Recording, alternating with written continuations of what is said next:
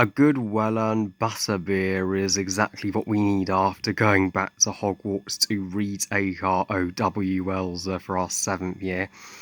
Thank goodness. Yeah, I thought the hard work would end after He Who Must Not Be Named's defeat. Blimey! But blimey, there are collectible Lego games of our years at Hogwarts, and I thought the cards and the chocolate frogs were the go-to things to collect in the wizarding world. Darn it, I need another round of butterbeer just to soothe my nerves. I refuse to play that Lego game. It shows the boy kicking my ass. Don't worry, Voldy. I will help you to win by turning back the time turner. I mean, my victory in uh, my story is still yet to come. You can learn a lot from me. You need to be more manipulative.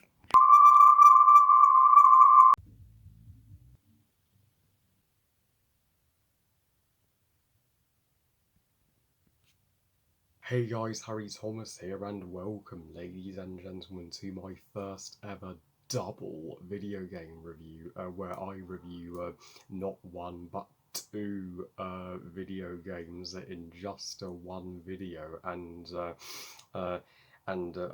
the only reason I'm reviewing both Lego Harry Potter games together is because, they both have the exact same anatomy and feel like more or less the same game, just with minor differences, and plus they're both tied as my favourite Lego games of all time. So I think reviewing them in one video is the best option. So Lego Harry Potter years 1 to 4, or years 1 through 4, depending on your preference of calling it. So is the sixth Lego game from Traveller's Tales, and also developed by Warner Brothers Games, the makers of the official Harry Potter games, and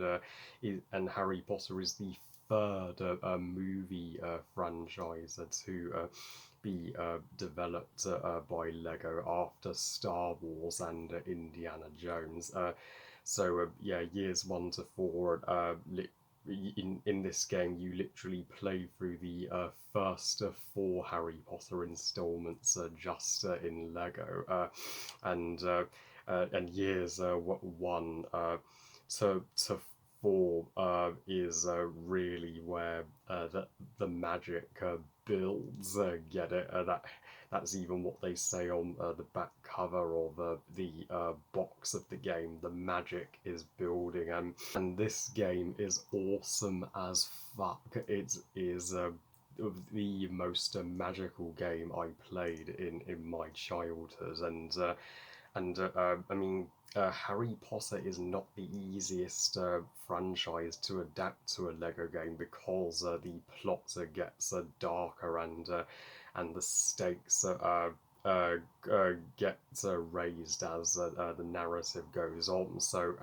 And with Lego games, you've got to make them comical for the entire family to play, and have good laugh with, and at the same time just get them amazed at how they reenact iconic moments from the movies in Lego, and this game could not have done a more phenomenal job of translating the movies to the Lego formats, and making the darker parts of Prisoner of Azkaban and Goblet of Fire particularly more light-hearted, and they keep it 7 plus extremely well. With I mean, this game has a few more scary images in it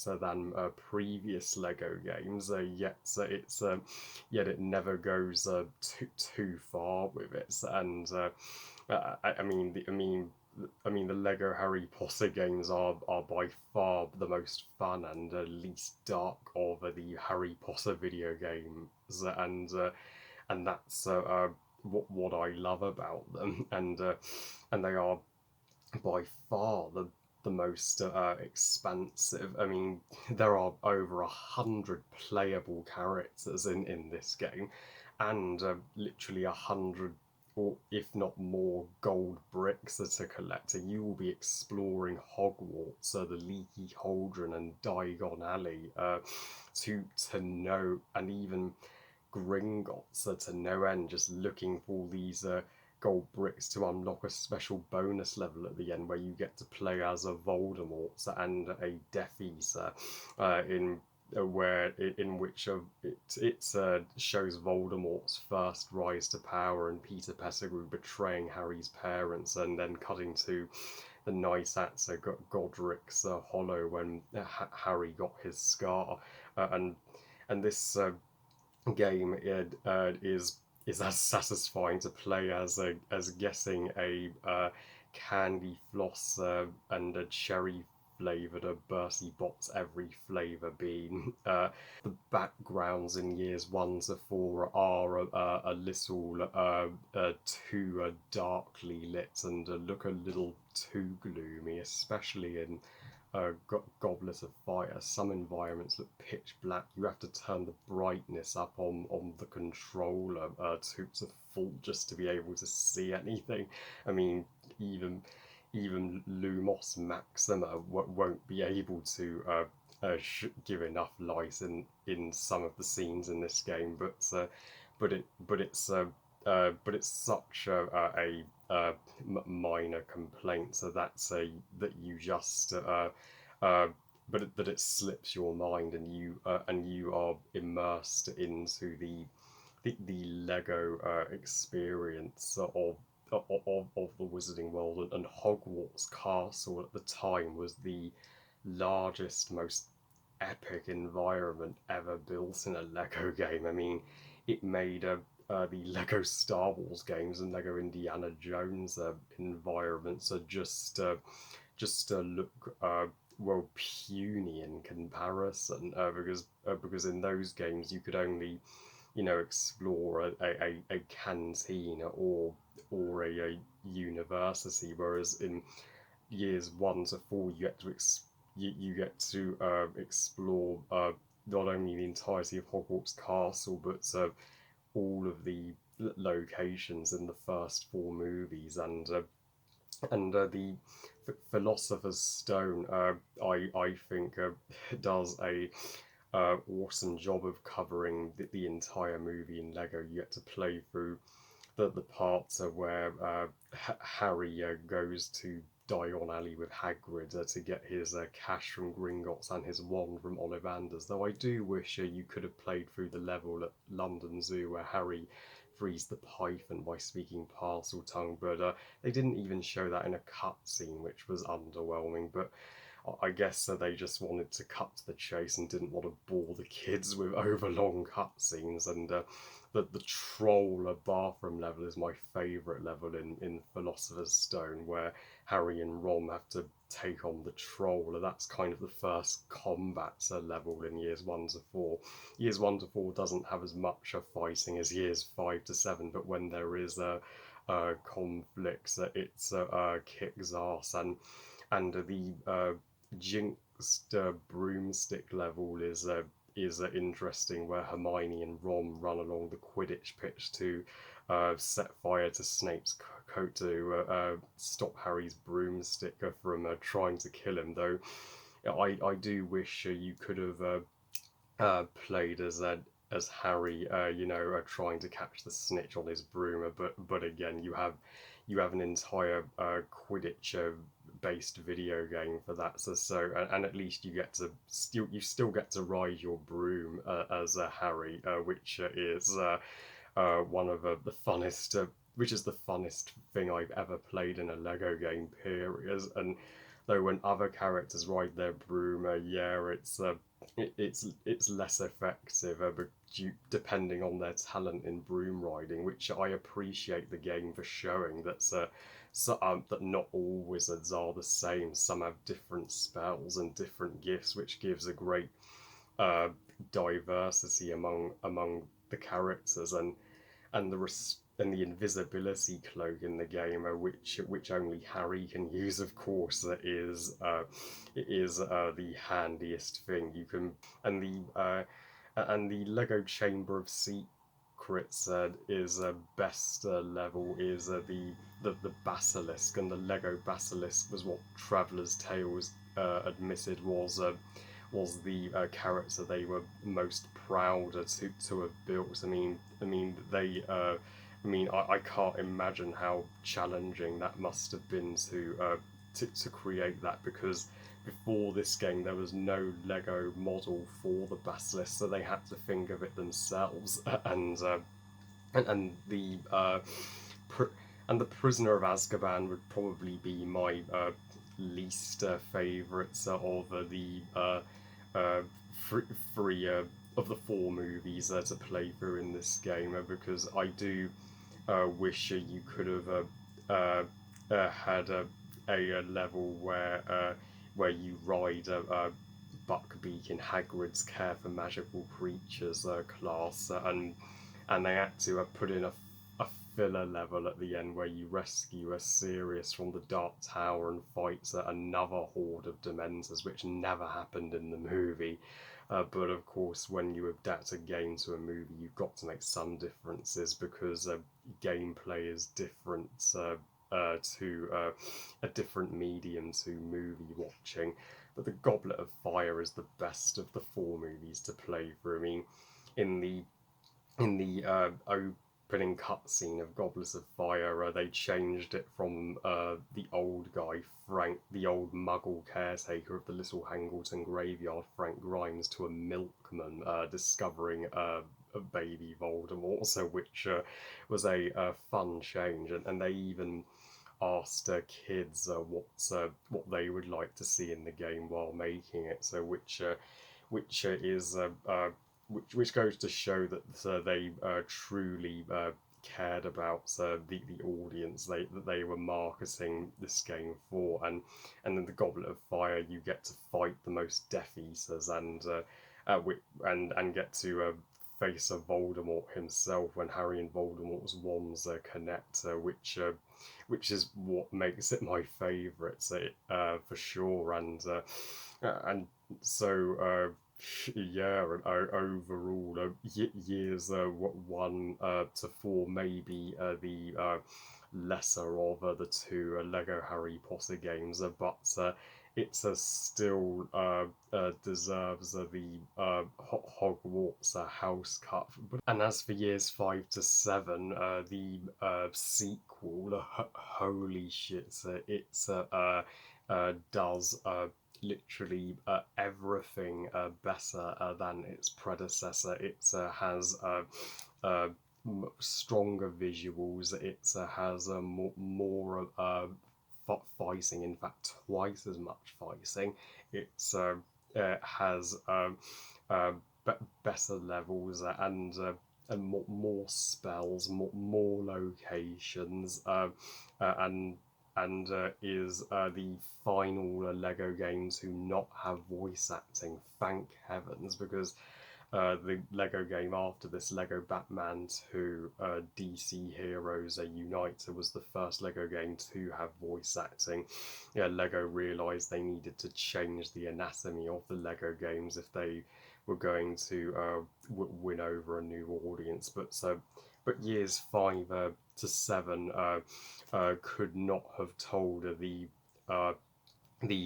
final four movies in Lego more flawlessly, as the battle against he who must not be named heats up in this part of the story. This is a darker game than and more action-packed game than years 1 to 4 in every way, and you actually get more levels with Harry flying on his broom, like in the Order in the first level of Order of the Phoenix, Dark Times, Harry actually gets to ride his broom with the Order flying over London. That is simply breathtaking, and and you and in this game you get to explore even more locations than years 1 to 4. You get go to Hogsmeade. You get to go to the Forbidden Forest more, and even ride the festivals, and you get to go to the camping spot where the trio camp in Deathly Hallows Part 1. And new spells are the coolest thing in the wizarding world since Butterbeer. Like you get Aquamente, which you never got in years 1 to 4, and you you also gets a lighter environments in this game. Thank goodness. Traveller's Tales took notes of that was one thing they needed to fix in years 5 to 7, and they timed the release of this game perfectly, releasing it literally the exact same time the Deathly Hallows Part 2 DVD came out in November 2011, giving a sense of finality to both the movies and the game series. Even though games based on movies are sadly no longer in fashion for the general public, luckily the Lego games are some of the few games that are still games based on movies that are still beloved, and the best level in Order of the Phoenix is the Veiled Threat level, when you go into the Ministry and take on Bellatrix and the Death Eaters, and even fight Voldemort himself as Harry and Dumbledore, and even some of the levels that feel more like padding, like the Focus level when Snape is attempting to penetrate Harry's mind, and Harry goes through, all of the memories and flashbacks. I mean, that was done in black and white, so which is trippy but amazing.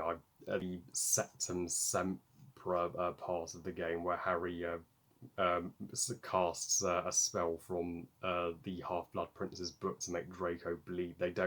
You can't make a Lego person bleed exactly, so they just had Draco lose his legs, which was funny as hell, and the Horcrux and the Hand level, where after Snape has killed Dumbledore, Ginny and Harry go down to Hagrid's hut to face Bellatrix and Snape, and it is a way better climax to the Half-Blood Prince than the anticlimactic one in the movie, and in the Deathly Hallows Part 1 part, so that it was underwhelming that they cut out Voldemort's meeting in Malfoy Manor, but still you get to actually fight your way through the Death Eater attack at Bill and Fleur's wedding, which is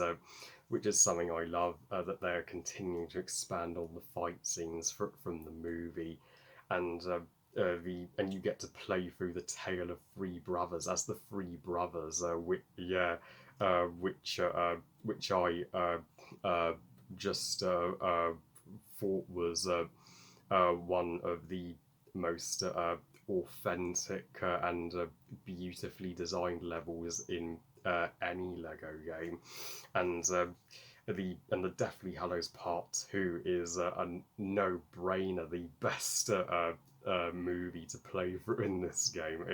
Of course it is. It's the best of the 8 Harry Potter movies, and you get to actually ride on the Gringotts dragon and take out the Gringotts guards, which you even get to duel the Carrows in the game before you face Snape, and And in years 5 to 7, they done this unique thing in the duels where you enter a duel circle and cast. Uh, you have to cast the right spell that the exact same spell your opponent is casting, and then get the ball of lights back at them in order to win.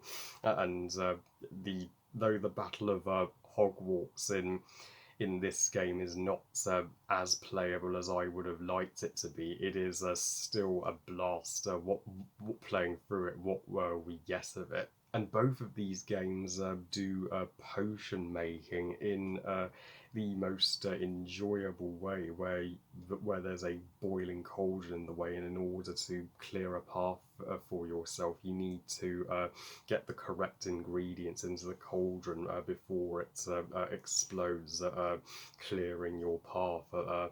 So overall, years 1 to 4 and years 5 to 7 both deserve a big fat gold brick. They still remain my favourite Lego games of all time, and after this, fingers crossed when Fantastic Beasts 5 comes out and that franchise is done, we will see a Lego Fantastic Beasts game in which you can play through all 5 of the prequel installments. So I think that game could dethrone this one, as there will be actual voice acting in that game. I give both years 1 to 4 and years 5 to 7 5 stars out of 5 best games ever. So that's my second Lego game review, built, done, and in the bag. Oh, geez, I need to work on my brick puns for my future Lego game reviews. Well, I love you guys. Thank you for watching. I hope you guys enjoyed this review. And what are your thoughts on Lego Harry Potter years 1 to 4 and years 5 to 7? Which is your favourite of the two games, and are they your favourite Lego games or not? So please comment and let me know. Please like this video and subscribe. Please follow on Twitter and on Instagram. And I'll see you all next time. And remember, movies are us. Bye, guys.